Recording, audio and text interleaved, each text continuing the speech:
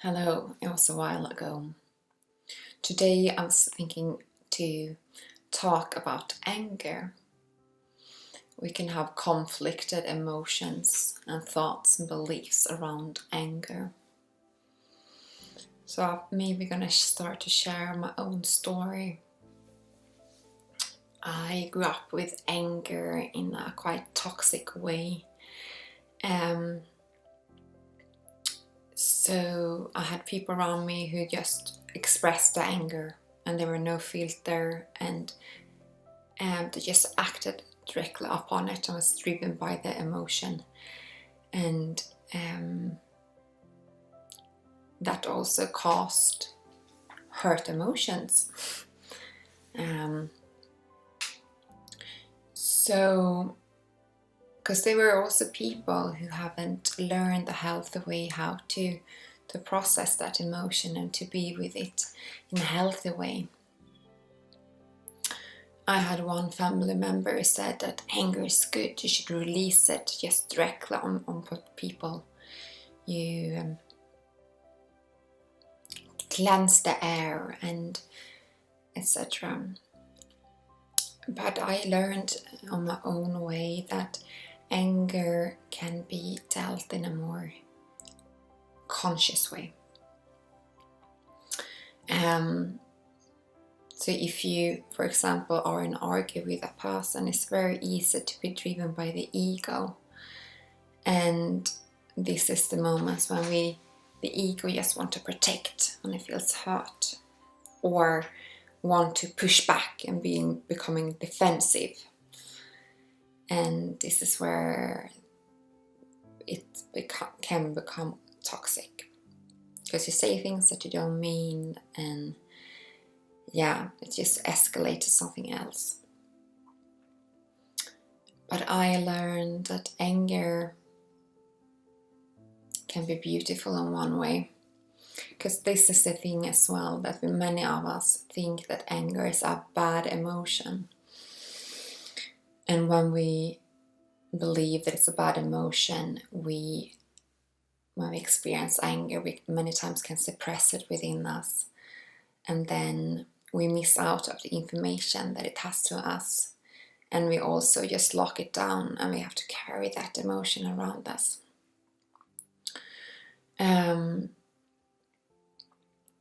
So how you can do it in a more healthy way is like there are different ways.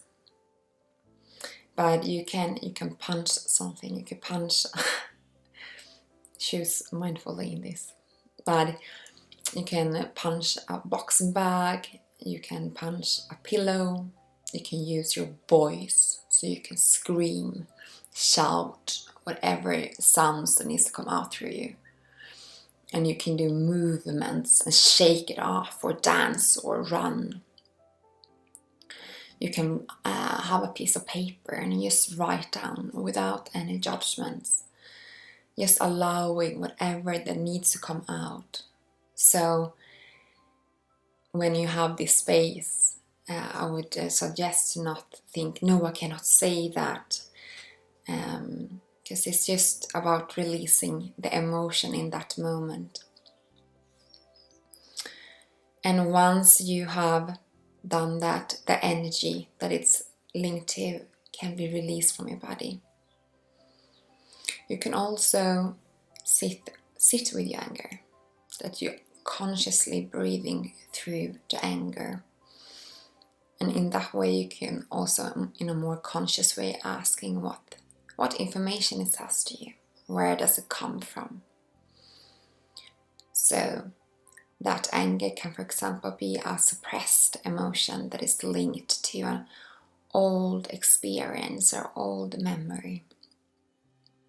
And it just wants to be released, it just wants to be seen.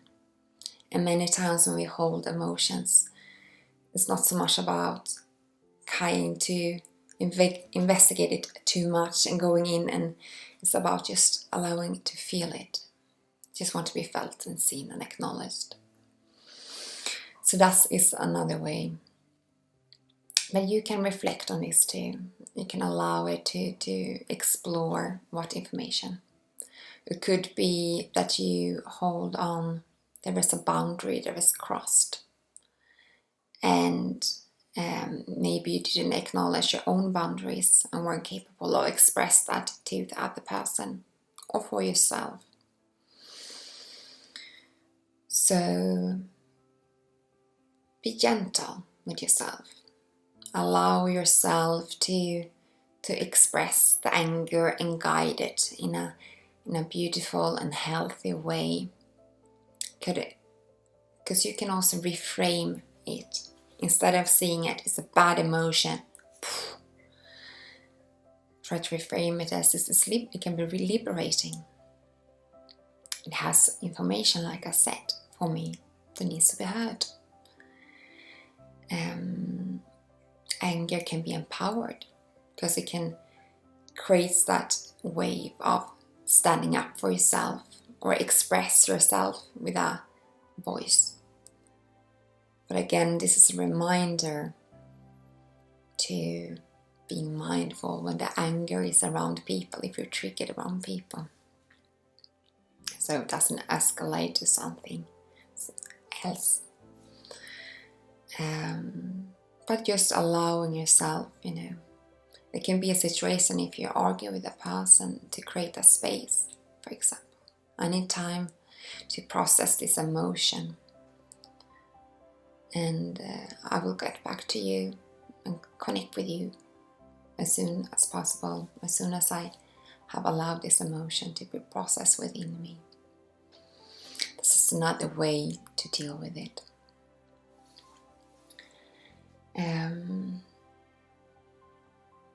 Yes, I think this is it. But it's about reframing the emotion and the connection we hold to anger. Because just as we are not a child, we can tap into different emotions. I mean, we don't really judge it too much as we're doing as we grow older. Anger, a child taps into anger, and then sadness, and then happiness, and then joy, and then excitement, and again angry again. And a child is very easy. It's very easy to tap in to the emotions without being too judgmental to it. But what creates the conflict is that we many times had parents who maybe were stressful or had their own war or struggled, and maybe turn down the volume for our anger, or because they haven't learned to navigate their own connection with anger, they maybe didn't know how to hold space for the child's anger, and therefore they shut it down. But I just want to create this video to reframe your connection to anger, so it can be handled in a more loving and accepting way. Because this is what it comes down to. It's just processing and handling the emotion without any judgment, and accepting it, and just allow it to be expressed through you. And you have the power to guide yourself through this experience, and guide yourself through in a beautiful way.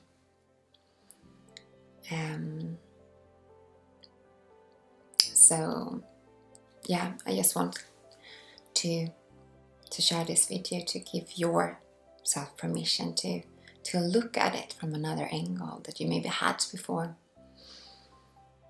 and maybe give your time a reflection of looking at what is your connection to anger.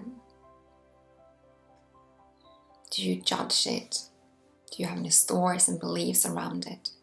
Do you allow it and accept it, and then it shines through you or bubble up within you? And what is your tools how to be with it? That's it. Thank you so much. I'm sending you love.